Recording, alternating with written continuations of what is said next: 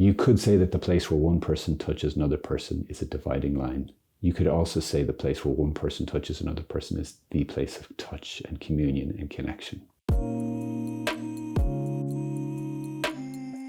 Hi, today, folks, I want to talk to you about something I really love, and that is altar rails. Believe it or believe it not. Now, you don't see altar rails everywhere. They're not in every church. Sometimes they can be viewed negatively. So these are the bit, at the sanctuary, so that's a bit up the front of the church with the altar, the seat and the tabernacle and the ambo and all that stuff, where the mass is kind of offered, the sacrifice of the mass is offered. And then you have the rest of the church, I think it's called the nave, where all the people hang out typically. Usually there's some sort of dividing line. And you get different churches, different designs, but kind of the old traditional one, sanctuary up the front and everyone then is facing up the front. And then you have this line of some description. And typically, at least in the Western church, you had an altar rail, which was about, a meter high, usually had a gate of some sort in the middle for the priest to come in and out. And then people would come at Holy Communion. They kneel at the altar rail to receive Holy Communion. Now, there can be a view of altar rails that's quite negative. Usually that's like generations older than my generation, like my parents and older, that kind of viewed it, and I'm not sure where exactly this idea came from, and not everyone has it, but kind of viewing altar rails as dividing the people from the priest.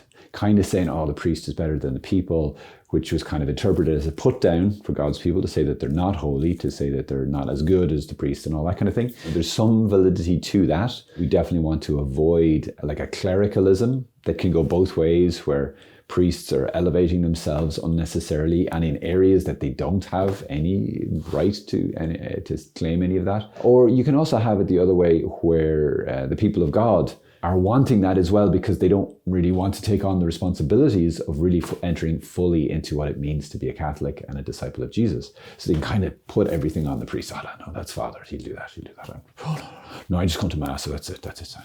That kind of an idea. So sometimes for wrong reasons, we can reject some of the teachings of the church, or some of what, for example, stuff I'm talking about now, church design, what it might mean. Now, sometimes altar rails can be awkward. Like as a priest, you can't just walk in and out. If you need to, go and get something in the sanctuary and you're down here, you have to go through the gates, you have to open the gates, and it can be a little bit awkward at times. But what it represents is something really, really beautiful. And that is the reality that we have access to heaven.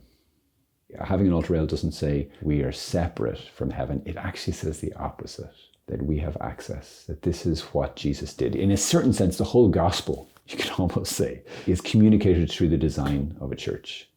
At least it should be. And the altar rail for me is probably possibly the most beautiful part of the whole thing. Is that without Jesus, heaven was closed to me and to you. And that he did something so amazing, that he, being in you could say heaven itself, he brought heaven among us. And then he made it accessible to all of us. So what the church represents is, first, the sanctuary represents heaven. And that heaven has this liturgy going on as described in the book of Revelation. If you want more on that, you could check out the book by Scott Hahn, The Lamb's Supper, where the book of Revelation is shown to be really deeply connected with the liturgy that we have in the church.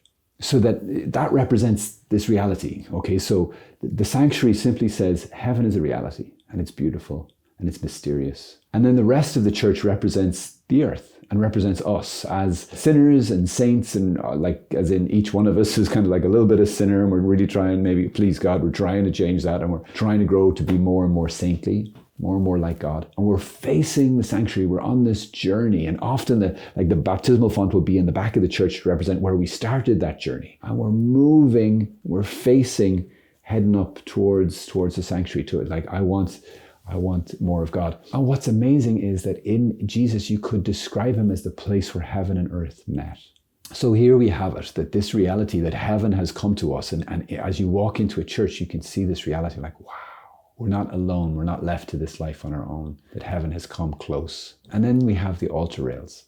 Now, why would I really like the altar rails? Saint Maximilian Kolbe, the astounding Franciscan saint and martyr, also a great theologian, especially of the Mother of God. He said that the culminating point of the Mass is not the moment of consecration, when the priest says the prayers over the bread and it transforms into the body of Jesus. That's not the culminating point, he said. The culmination is actually at Holy Communion.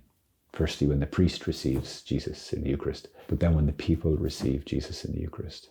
And the thing about the altar rail is that's the place where you receive Jesus. That's what the altar rail is. You could also call it, and sometimes called the communion rail. It's not a place of division, it's a place of unity. The altar rail is the place where heaven and earth kiss. So it's the most beautiful thing in the world. You could say that the place where one person touches another person is a dividing line. You could also say the place where one person touches another person is the place of touch and communion and connection. And it's so precious. So that's how I choose, and I believe that's how the church looks at altar rails and looks at that. And even if you don't have altar rails, and that's okay, that place where you come to receive communion, that line, and there must be a line, not to divide, but to unite, because these two things, heaven and earth, are not the same. And we're in the process of healing and transformation and entering in. And it's really important to say, no, it's like this earth is on a journey. As St. Paul said, it is groaning with labor pains. We're not there yet, folks. Don't, get distracted and, I'm just going to pitch my tent over here and forget the fact that I'm on a journey to heaven. This is not your resting place. This is not your final destination. And we want to get onto the throne. That's what St. Paul says. We will be seated with him, beside him on his throne in heaven. That's the destination. But on the way, he comes to us and he unites himself with us. He unites himself with you in the most unspeakable way. Saint Faustina, another great Polish saint actually, she said that if the angels could envy us for anything, they would envy us for two things. Firstly, and very mysteriously, she said, is suffering.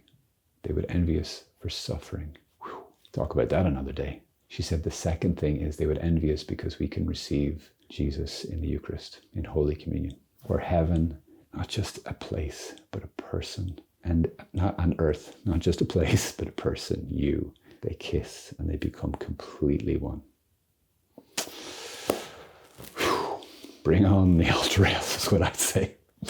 God bless you. Have a good one. Bye-bye.